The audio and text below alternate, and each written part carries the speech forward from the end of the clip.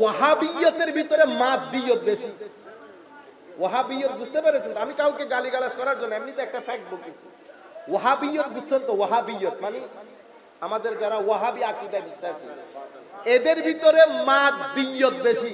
কি বেশি? জাগতিক মহব্বত নাই, ইয়ের নাই, উইয়ের নাই, ইমোশন নাই, লাভ নাই। কেন নাই?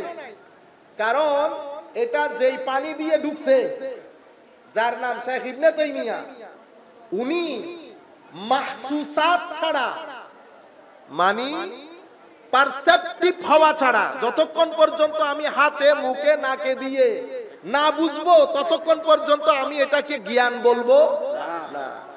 আহলুস সুন্নাহ ওয়াল জামার ক্ষেত্রে সেরকম না। আমরা বলতেছি আকল, আমরা বলতেছি সেন্স, আমরা বলতেছি আমার নবীর পক্ষ থেকে আনিত বিধান। এই তিনটা আমাদের মূল জিনিস। তা আমাদের এখানে লাভ ইমোশন অনেক কিছু আছে, তাদের ওখানে ইমোশন লাভ এগুলা নাই।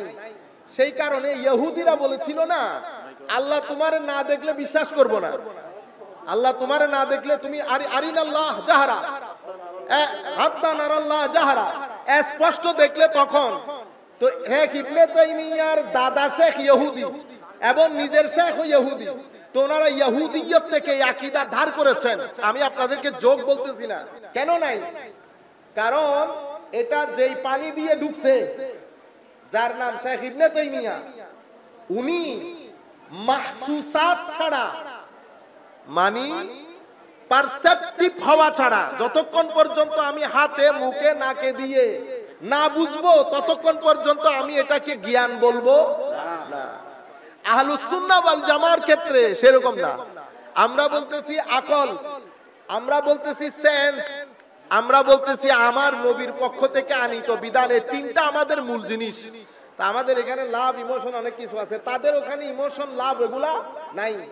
সেই কারণে ইহুদিরা বলেছিল না, আল্লাহ তোমারে না দেখলে বিশ্বাস করব না, আল্লাহ তোমারে না দেখলে তুমি আরিনাল্লাহ জাহারা হাত্তা নারাল্লাহ জাহারা, স্পষ্ট দেখলে তখন।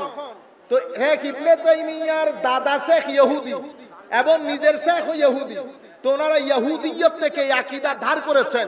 আমি আপনাদেরকে যোগ বলতেছি না। আপনারা আবার এটা মনে করেন আমি এমনি এমনি কথা বলে ফেলতেছি না, এমনি এমনি কথা বলতেছি না, এটা এই রেগুলার মাধ্যমে পুরো পৃথিবীতে ছড়াচ্ছে।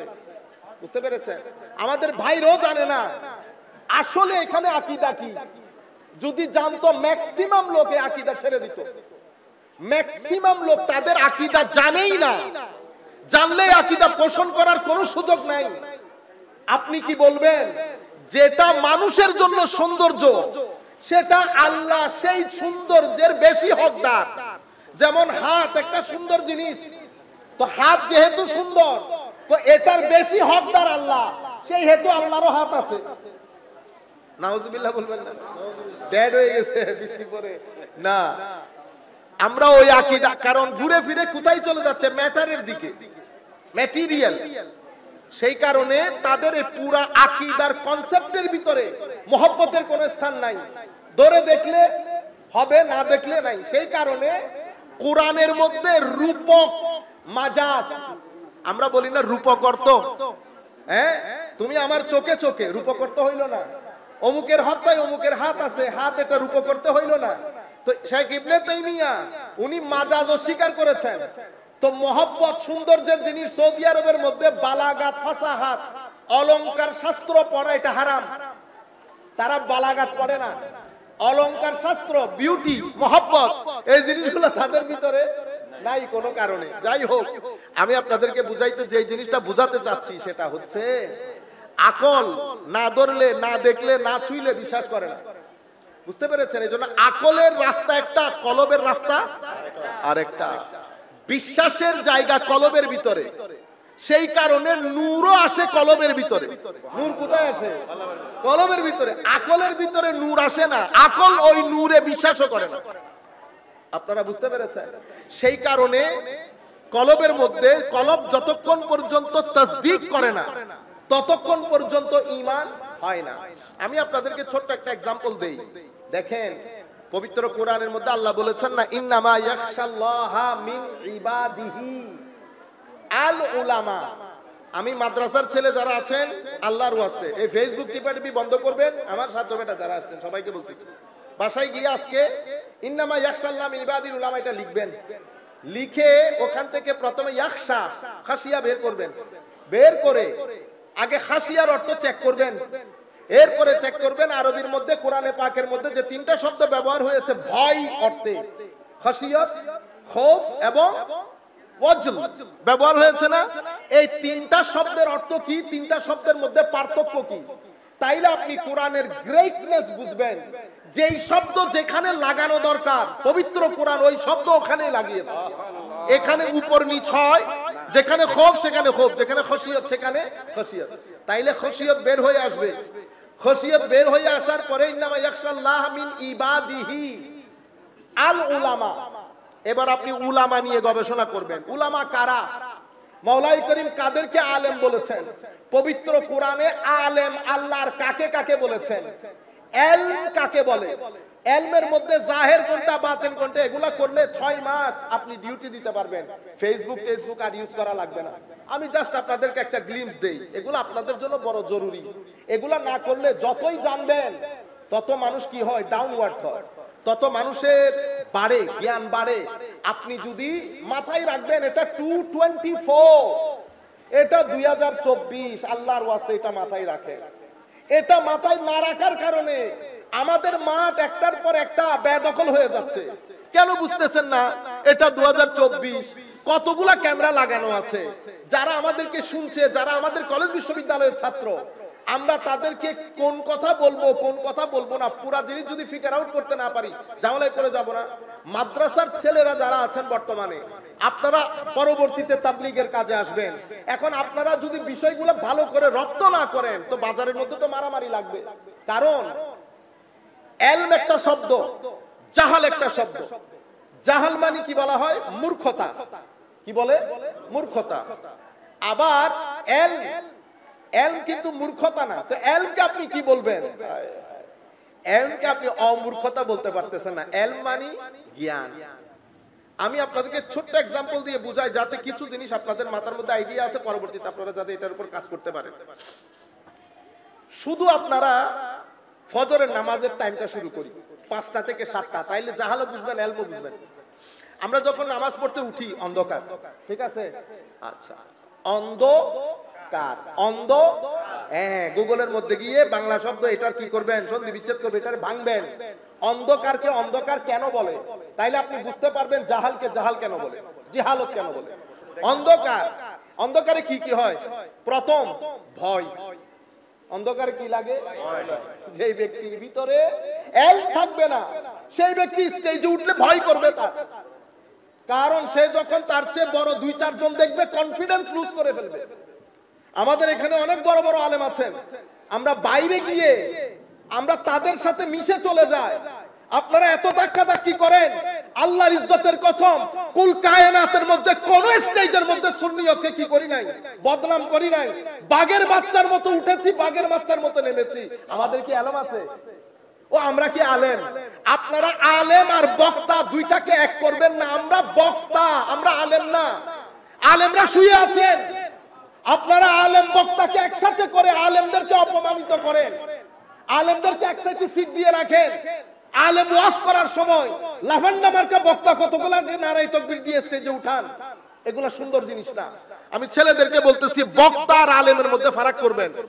আমরা অসম্ভব নগণ্য বক্তা, আমরা আলেম নই। যেহেতু আমি আলেম, আমি বা আমরা যেহেতু আলেম নই, সেই হেতু এখানে আমরা কোনো ফতোয়া দেব না এবং প্রত্যেক সাবজেক্টের মধ্যে মাস্টারি করব না। কেন? কারণ প্রত্যেক ব্যক্তির একটা একটা সাবজেক্ট থাকে। এই ভদ্রলোকের সাবজেক্ট ফিকহ, উনার সাবজেক্ট ইলমুল হাদিস, উনার সাবজেক্ট ইলমুত তাফসীর, আরেকজনের ইলমুল আকায়েদ। যিনি ইলমুল আকায়েদ পড়ান উনি 1 ইঞ্চি হলেও আমার চেয়ে বেশি জানবেন। কেন? ওহ, ডেইলি 10 ঘন্টা ইলমুল আকীদার মধ্যে দিচ্ছে, তো উনি আনখুন মারি এক কান হইলে বেশি না জানি না। আমি আমরা ইংরেজিতে বলতে পারি, কথা বক্তব্য দিচ্ছি, ইংরেজি বইগুলা বুঝি, ইংরেজি অনেক উপরের বই পড়ি। তো ইংলিশ লিটারেচার যেই ব্যক্তি পড়েছে, আই তো ওলো যে মাস্টার হইতে জন্য না, হ্যাঁ, আই যদি হয় আই ইংরেজি হম জানি না, ও আই ইংরেজি জানি দিই এক ধরনের ইংরেজি। উনি ইংরেজি যেটা জানেন সেটা আরেক ধরনের ইংরেজি। আপনারা বুঝতে পেরেছেন?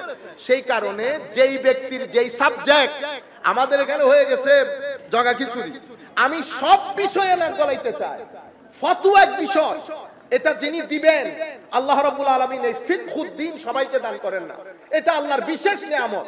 আপনারা তো শুধু মনে করেন গাছ ধরলে স্বর্ণ হয়ে গেলে এটা কারামত না, আলেমের ইলম হচ্ছে সবচেয়ে বড় কারামত। ইমাম মুহিউদ্দিন ইবনে আরবি রাদিয়াল্লাহু, আপনারা হাজমি সাহেব হুজুরের উগ্র আরো খদ্দে আয় হায় আর ইংল্যান্ডের ভিতরে আমরা একটা ইয়া করছিলাম, কি বলে লাইভ করছিলাম। তো আমাদের ওখানে তো অনেক লোকজন আছে, আমাকে জিজ্ঞেস করতেছে চাই অনেক হাজমি সাহেব হুজুর একখান কারামত খান তো, ঠিক আছে জিবে হর ইবুগ মসজিদুল খতিব। সাধারণ মানুষ হলে আমরা বুঝাইতে পারতাম।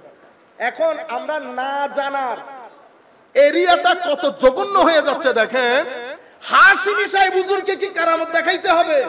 ও বেটা পুরো নামটাই তো কারামত। মানে আলেমের ইলম হচ্ছে সবচেয়ে বড় কারামত, আলেমের ইলম হচ্ছে সবচেয়ে বড় কারামত।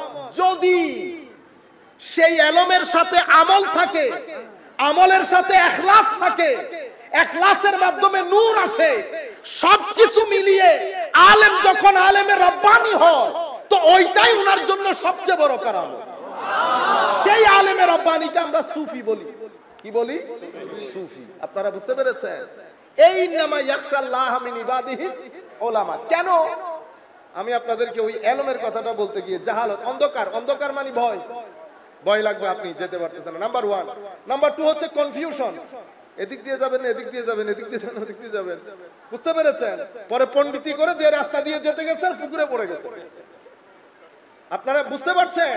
যখন আপনি কনফিউজ থাকবেন, আপনার মনে হবে না তারাবি 8 রাকাত, তারাবি 20, 8, 20, আপনি পণ্ডিতি করতে গেলেন কেন?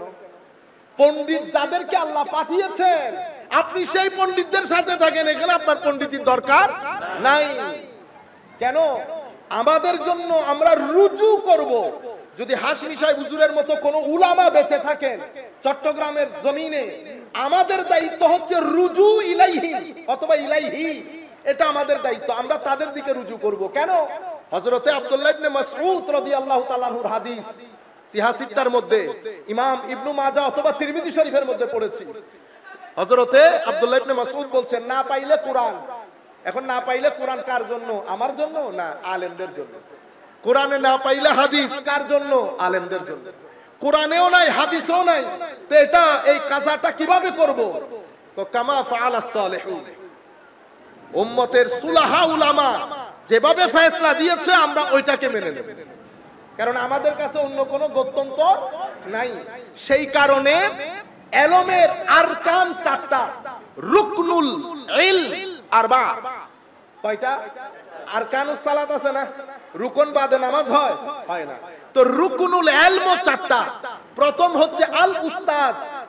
প্রথম কি? আল উস্তাজ। এরপরে কি? এরপরে আল কিতাব। এরপরে কি? এরপরে হচ্ছে আল মানহাজুল ইলমি, মানে মেথোডোলজি, কিভাবে পড়াবেন। আপনি এই গ্রেড 1 এ ভর্তি করাই দিয়ে তারে কুকুন কুকুন ডাকপারি পড়াবেন না, তা আপনি একটা মেথোডোলজি সেট করছেন না, 1 এ এটা, 2 তে এটা, ম্যাট্রিকে এটা, ইন্টারে এটা, ছেলে মেডিকেলে পড়তেছে, 4 বছর পরে বের হয়ে গেছে, সব জানছে না। কেমনে? যেটাকে আমরা কি বলি? শিক্ষা নীতি, মেথোডোলজি। তাইলে ইলমের জন্য প্রথম রুকন উস্তাদ, দ্বিতীয় রুকন কিতাব, তৃতীয় রুকন মানহাজুল ইলমি, মেথোডোলজি। 4 নাম্বার কোনটা?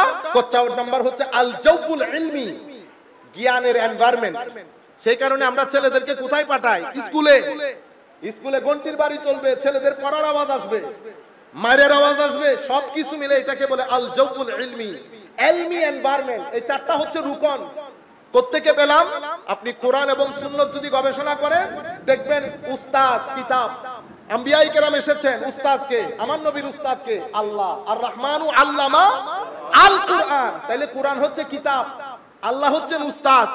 মানহাজুল ইলমি কি? তো মানহাজুল ইলমি 4টা, ইয়াতলু আলাইহিম আয়াতিহি ওয়া ইউআল্লিমুহুমুল কিতাবা ওয়াল হিকমা ওয়া ইউযাক্কিহিম। এই 4টা হচ্ছে মেথোডোলজি, তিলাওয়াত, তালিম এবং তাসকিয়া। এই 3টা মেথোডোলজি আমাদের দ্বীনের। জাওবুল ইলমি কোনটা? তো জাওবুল ইলমির কারণে তো সাহাবী সাহাবী কি করেছেন? সুহবতে থেকেছেন, সুহবতে থেকে একটা এনভায়রনমেন্ট ক্রিয়েট করেছেন। সেই এনভায়রনমেন্টের মধ্যে যেই ঢুকেছে সাহাবী, এই এনভায়রনমেন্টের মধ্যে যেই ঢুকেছে তাবেঈ, ওই এনভায়রনমেন্টের মধ্যে যেই ঢুকেছে তাবেউত তাবেঈ। আপনারা বুঝতে পেরেছেন? আপনি রুকনের বাইরে যদি গুগলের মধ্যে ঢুকেন, আমি আপনাকে আলেম বলবো না। কেন? নামাজের যেমন রুকন নষ্ট হইলে নামাজ থাকে না, এলমের মধ্যে রুকন নষ্ট হইলে এলম থাকে না। এখন জাহল, আপনি এলম জিনিসটা কি? এলম জিনিসটা হচ্ছে প্রথমে আপনি যাত্রা শুরু করেছেন সকাল 5টা। সকাল 5টা কি? অন্ধকার, অন্ধ মানুষের মতো, অন্ধ মানুষের মতো। কি কি জিনিস আছে? ভীতি, যেহেতু জানেন না, কনফিউশন। যাইতেছেন তারাবি 20 রাকাতের দিকে, মাস্টারি করে 8 রাকাতের দিকে গিয়ে পুকুরে পড়ে গেছে। যাইতেছেন শবে বরাতে, ঠিক আছে, অন্ধকার তো, মাস্টারি করছেন, নিজে নিজে দেখার চেষ্টা করছেন রুকন বাদ দিয়ে, তো মনে করছেন তারাবি, আচ্ছা ঠিক আছে শবে বরাত, যাইতেছেন টিকটিক মতো, বেশি মাস্টারি করতে গিয়ে কি হইছে? ওই পড়ে গেছেন জায়গার মধ্যে, বেদাতের সমুদ্রের মধ্যে পড়ে বরবাদ। তাইলে অন্ধকারের মধ্যে কনফিউশন থাকে, অন্ধকারের মধ্যে ফিয়ার থাকে, ভয়। অন্ধকারের মধ্যে সবচেয়ে জটিলতা হচ্ছে অনিরাপত্তা। কি থাকে? অনিরাপত্তা। তো আপনি এখান থেকে 5টায় শুরু করেছেন, যাত্রা যখন শুরু করেছেন, নামাজ পড়ছেন, সালাম ফিরাইলেন, পানি পান করলেন, হঠাৎ করে দেখেন কি রে, আলো। সুবহানাল্লাহ, একটু আলো জ্বলতেছে না? হ্যাঁ, এখন কনফিডেন্স ডেভেলপ করেছে, অনিরাপত্তা কেটে গেছে, কিছু কিছু দেখতে পাচ্ছেন, ওই ভীতিটা আস্তে আস্তে কেটে আসতেছে। যেই 5:45টার দিকে গেছে, দেখুন কাক ডাকতেছে, মানুষ দরজা খুলতেছে। আস্তে আস্তে যখন 8টা বেজে গেল, সূর্য উঠে গেল, সব ফকফকানা। তাইলে এটা হচ্ছে পুরো একটা প্রসেস, জাহাল, মূর্খতা। তাইলে 5টার পরে 5:30টাকে কি করবেন? জাহাল থেকে এলম পর্যন্ত এটা একটা সফর। এই সফরের মধ্যে একটা সিকার অফ নলেজকে, সালেককে, ছাত্রকে কিছু স্টেশন ক্রস করতে হয়। স্টেশন নাম্বার 1 আল ওয়াহাম, যেটা 5:30টা। ওয়াহাম মানে, হ্যাঁ আমি এটা জানি না, কনফিউজড হইতেও পারে, না হইতে পারে। কনফিউশন বেশি, কারণ অন্ধকারের মাত্রা বেশি। কনফিউশন কতটুকু? 80%। আলো, আলো 20%। এটাকে কি বলে? আল ওয়াহাম। আমরা ইংরেজিতে বলি ইলুশন, ডেলুশন। এটা you quite confused where to go, which way to go। এরপরে ওয়াহাম থেকে আপনি আস্তে আস্তে 6টা বাজতেছে তো, এরপরে আপনি দ্বিতীয় স্টেজের মধ্যে ঢুকেছেন, শাক। শাক মানি আমরা বাংলাতে বলি সন্দেহ। কি বলি? সন্দেহ। সন্দেহ মানে 50-50, এটাও হইতে পারে, এটাও হইতে পারে। বাংলাদেশের এখন ম্যাক্সিমাম বক্তা, ইল্লা মাশাআল্লাহ, ম্যাক্সিমাম বক্তার স্টেশন হচ্ছে শক পর্যন্ত। কি পর্যন্ত? শক। তো সন্দেহের মধ্যে উঠে যখন কথা বলবেন, এ মারামারি হবে, কাটাকাটি হবে, একজনকে তুলবেন, একজনকে নামাবেন, যাকে যেখানে বসানো দরকার সেখানে বসাইতে পারবেন না। মুস্তাহাব ফরজে উঠবে, ফরজ মুস্তাহাবে উঠবে, কারণ ফরজকে কোথায় রাখতে হয়, ওয়াজিবকে কোথায় রাখতে হয়, মুআক্কাদা কোথায় রাখতে হয়, সুন্নতে গैर মুআক্কাদা কোথায় রাখতে হয়, মুস্তাহাব কোথায় রাখতে হয়, মুবাহ কোথায় রাখতে হয়, ফরজের অপোজিট হারাম কোথায় রাখবো, মাকরুহে তাহরিমি ওয়াজিবের অপোজিট কোথায় রাখবো, আল ইসাকে কোথায় রাখবো, মাকরুহে তানজিহিকে কোথায় রাখবো, আমি জানি না, আমি কনফিউজ। কেউ ওয়াহাম থেকে ওয়াজ করে, কেউ শক থেকে ওয়াজ করে। ওয়াহাম এবং শক থেকে কোন বান্দা যখন কথা বলবে, তখন সে বড় আলেম দেখলে কনফিউজড হয়ে যাবে। শুনে যদি আশেপাশে আলেম ওলামা আছে, তখন সে হাসি ঠাট্টা করে কাটাই দেবে। কি ঠাট্টা করে? হাসি ঠাট্টা। কেন? কারণ মূল খেলোয়াড়, মূল জায়গার খেলোয়াড় না। এখন সাধারণ মানুষ কি বুঝবে? আপনারা বলেন না হুজুর আছে কে, হুজুর হই দরিবে এলে, ধরেন আর ক্ষেত্রে ফুসের কইছুন হুজুরিবে হই দিবে দরিবে আন বক্তা দে, অনত খারাপ লাগবে দেয় না, খারাপ লাগিবে হতান ও জিয়েন হইয়েন ঠিক হই কিলাই। কারণ উনি কথা বলছেন এলমের স্টেশন থেকে, আপনি কথা বলতেছেন ওয়াহামের স্টেশন থেকে। ওয়াহামের স্টেশন থেকে সবাইকে বড় মনে হয়, সবাইকে বড় মনে হয়, কারণ আইবের হইতি ওয়া এই আটলান্টিক মহাসাগর বহুত বড় না, তুইবে মানুষই বারে বুঝর করে দিই নাই শুদ্ধ হতা কইতি না, গপ্প মারতি হত দিল না, বারে বুঝর করে দিই বাহার এডে বিশ্ববারা দিগিতুন বড় হইব না, বুঝছেন না? মানে আর দিগিতুন আটলান্টিকই বড় হইব না। তো আসলে কিছু সাধারণ মানুষ তো আছে, উনি এগুলা তো বুঝার কথা না, যিনি যতটুকুন দেখেছেন, তাইলে শক পর্যন্ত এসেছেন। আচ্ছা, এর পরবর্তীতে এই স্টেশন ক্রস করার পরে আসে জান। কি আসে? জান। জানের মধ্যে তখন 6:30 7টা বেজে গেছে, তবু একটা ভীতি থাকে, থাকে, নিশ্চয়তা থাকে। সন্দেহ থাকে 20%। এই জায়গার মধ্যে এসেও আমার আল্লাহ বলছেন ওয়া ইন্না জান্না লা ইউগনি মিনাল হককে শাইআ, হক বুঝতে চাইলে তুমি জন দিয়ে বুঝতে পারবা। এই জায়গার মধ্যে এসেও মা লাহুম বিহি মিন ইলম, আমার আল্লাহ বলছেন এই ব্যাপারে তাদের কোনো ইলম নাই, যা আছে সেটা জান। আমাদের এখানে আমরা মানুষকে কনফিউজ কেন করি?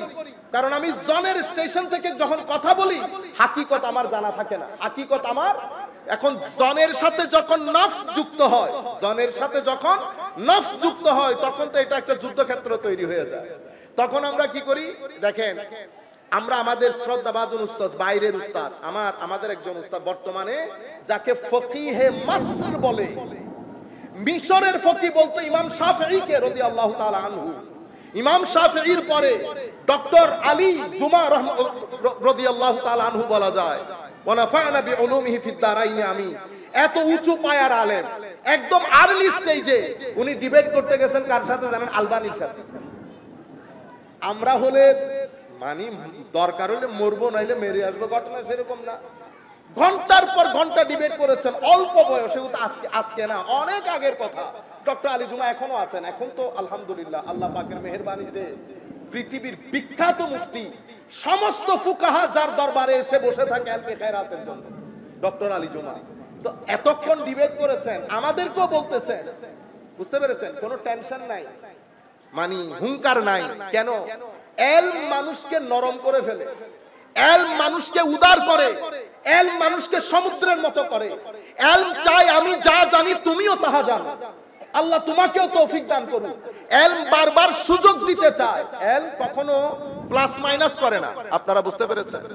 আমি আপনাদেরকে যে জিনিসটা বলতে চাচ্ছি সেটা হচ্ছে, যখন এলম মানুষের ভিতরে আসে কনফিডেন্স লেভেল ডেভেলপ হয়। এটা জান এতটুকুন পর্যন্ত এসে আমার আল্লাহ বলছে হাকিকত পাই নাই। এর পরের স্টেশনের নাম হচ্ছে নলেজ। নলেজ কি জিনিস? কোন নলেজ হচ্ছে একটা অভিজ্ঞতা, এক্সপেরিয়েন্স। কিভাবে অর্জন করলেন? এই ওয়াহাম, শাক, জান, উস্তাদ, কিতাব, ঠিক আছে, পরিবেশ এবং এলমি মেথোডোলজি, সব কিছু নিয়ে আপনি এই স্টেশন পর্যন্ত এসে এলমের স্টেশন। এতক্ষণ পর্যন্ত আপনাকে যে সহযোগিতা করেছে সেটার নাম কি? আকল এবং আপনার পঞ্চ ইন্দ্রিয়। এটাকে আমরা বলি এই পারসেপশন। মানে এই পারসেপশন থেকে শুরু করেছেন, কনসেপশন হয়েছে, অতঃপর নলেজ হয়েছে। বুঝতে পেরেছেন? আমাদের এখানে গোয়েন্দারা কি করেন? গোয়েন্দারা ইনফরমেশন কালেক্ট করেন, একটা, দুইটা, তিনটা, 100, 150টা কালেক্ট করেছেন। বাঁচতে বাঁচতে বাঁচতে পারসেপশন থেকে শুরু করে কনসেপশনে যখন পৌঁছিয়েছেন তখন 10টা আছে টেবিলে। কয়টা আছে? 10টা। যখন নলেজ পর্যন্ত পৌঁছিয়েছেন তখন আছে কয়টা? একটা। তাইলে এল বিশালতা থেকে কংক্রিট জিনিসের দিকে চলে যায়, যেটা আপনার কনফিডেন্স লেভেলকে ডেভেলপ করে। এই এলম থেকে এসে এখানে এতক্ষণ পর্যন্ত যে এলমের কথা বলেছি এটাকে বলে এলমে জালি। এলমে জালি। আমি এখন যে প্রকারভেদের কথা বলতেছি আমরা 2 মিনিটের মধ্যে শেষ করে দেব। যে প্রকারভেদের কথা বলছি এই কথা বলেছেন 3 জনই বলেছেন। আমাদের এখানে ইসলামিক ক্লাসিক্যাল সায়েন্সের মধ্যে 3 ব্যক্তি আছে বড় বড় মুতাসাদ্দিদ, ওই গরানা। কারণ আমি আমার গরানার তো আমাদের গরানার তো আছেই। আমাদের গরানার বললে আবার আপনারা বলবেন এটা আমাদের কথা না, আমাদের গরানা ইবনে তাইমিয়া, ঠিক আছে, ইবনুল কাইয়িম আল জাওজি, ইমাম শৌকানি। এই 3 জন হচ্ছেন জটিল প্রকৃতির আলেম, মুতাসাদ্দিদ যাদেরকে বলে। এই মুতাসাদ্দিদ আলেমের মধ্যে ইবনুল কাইয়িম বলেন আর ইমাম শৌকানি বলেন, সবাই বলেছে এলম 2 ধরনের, জালি, খাফি, প্রকাশ্য, অপ্রকাশ্য। প্রকাশ্য এলমের মধ্যে কি কি? যে প্রসেসটা আপনাদেরকে বলেছি, পারসেপশন লাগে, আকল লাগে, সবকিছু করেছেন। আচ্ছা, খাফি কোনটা? তো খাফির মধ্যে আকল নাই, কলব আছে। কি আছে? কলব আছে। তো খাফির এলম আসে কেমনে? কলবের বর্তন তৈরি করার মাধ্যমে। তো কলবের বর্তন তৈরি হয় কেমনে? নফসের বর্তনকে দুয়ার মাধ্যমে। নফসের বর্তনকে কেন ধুইতে হয়? কারণ নফস নফসে আম্মারা, এটাকে লাওয়ামা করতে হয়। এটাকে মুলহামা করতে হয়, এটাকে মুতমাইন্না করতে হয়, এটাকে রাদিয়া করতে হয়, মারদিয়া করতে হয়। একটা পর্যায়ে নফস যখন দুর্বল হয় তো কলবের বর্তনের মধ্যে নূর আসে। কলবের বর্তনের মধ্যে যখন নূর আসে তো আল্লাহ ওই কলবের বর্তনে ইলমে খাফি রাখে। ইলমে খাফি তিন প্রকারের হয়, ইলহাম, কাশফ এবং ইলমে লাদুন্নি। আপনারা বুঝতে পেরেছেন? একটা আকলের সাথে সম্পর্ক, একটা কলব বাতিনের সাথে সম্পর্ক। তো কলব বাতিনের মধ্যে যখন আলেমের কলবের ভিতরে, একটা তো আলেমের আকলের ভিতরে, আকলের ভিতরে পুরা কিতাব জমা হয়েছে, কলবের ভিতরে ওই কিতাবের নূর জমা হয়েছে। অতঃপর সেই কলবের বর্তনে আমার আল্লাহ যখন ওয়াল্লামনাহু মিন লাদুন্না ইলমা, আল্লাহর পক্ষ থেকে বিশেষ ইলমে লাদুন্নি দান করেন, সেই আলেম বয়সে যত ছোটই হোক তাকে সমস্ত উলামায়ে কেরামের মধ্যে বড় মনে হবে। আর এই আলেম যত বাড়বে, বয়স্ক হবে, আমি এতক্ষণ পর্যন্ত কথা যেগুলা বলছি সেই কথাগুলোর মধ্যে আপনারা এনারা তিন ভাইকে বসাইতে পারবেন। নুরুল ইসলাম হাশমি, আল্লামা আমিনুল ইসলাম হাশমি সাহেব কেবল, আল্লামা বজলুর রহিম হাশমি সাহেব হুজুর, তিন ভাইকে রাখতে পারবেন। আমি এতক্ষণ পর্যন্ত আপনাকে যে কথাগুলো বলছি, হাশমি সাহেব হুজুর বসেছেন, আশেপাশে এত উলামা বসেছেন, কাকে বড় মনে হতো? বয়স্ক আলেম হাশমি সাহেব হুজুরের সামনে বসে নাই? বসেছে। কিন্তু আকলি এবং কালবি দুই এলম যখন সিনার ভিতরে জোয়ার তুলে, তখন ওই ব্যক্তির কলব বাতিনের মধ্যে মাওলা কাশফ, ইলহাম এবং ইলমে লাদুন্নির সমুদ্র বানিয়ে দেন। যখন ইলমে লাদুন্নি এসে যায় তখন তাফসীরের কিতাব পড়বেন একটা, বরকত হবে 100টা। আপনি 100টা কিতাব বাসায় পড়ে ওই ইলমে লাদুন্নি ওয়ালা বান্দার সাথে যখন কথা বলবেন, আপনি তখনও নিজেকে পুকুর পুকুর মনে করবেন। এক কিতাব থেকে বরকত বেশি হয়ে যায়, তারপর লেয়ার বেশি উঠে, লেয়ার বেশি উঠে, মানে স্তর স্তর স্তর থাকে না। আপনি আকলি ইলমের মাধ্যমে 3টা স্তর তুলবেন, ইলমে লাদুন্নির মাধ্যমে 100টা স্তর উঠে। আপনারা বুঝতে পেরেছেন? সেই ধরনের একটা দরবারের মধ্যে আল্লাহ আমাদেরকে এখানে এনে জমা করেছেন। আল্লাহর দরবারে দোয়া করছি মাওলাই করিম হুজুরদের ফুয়ুজাত দিয়ে যেন আমাদের সিনাকে ধন্য করে। আল্লাহর দরবারে দোয়া করি আল্লাহ যেন এই মাদ্রাসা এবং চট্টগ্রামের আমাদের আহলে সুন্নাত ওয়াল জামাতের মাদ্রাসাগুলা থেকে জামানার গাজালি, ইবনে রুশদ, ইবনে সিনা এবং যেন জালালউদ্দিন রুমি পয়দা করে। মাওলাই করিম যেন আমাদের এই হিদ্দা থেকে কিছু হাশেমি যেন অনতি বিলম্বে আল্লাহ আমাদেরকে দান করে, নতুবা আমাদের ভবিষ্যৎ বড় অন্ধকার হবে। আল্লাহ রাব্বুল আলামিন আমাদের হামি ও নাসির হোক। মাওলাই করিম আমাদেরকে কবুল করুক। আমা আলাইনা ইল্লাল বালাগুল মুবিন। আসসালামু আলাইকুম ওয়া রাহমাতুল্লাহি তাআলা ওয়া বারাকাতুহু।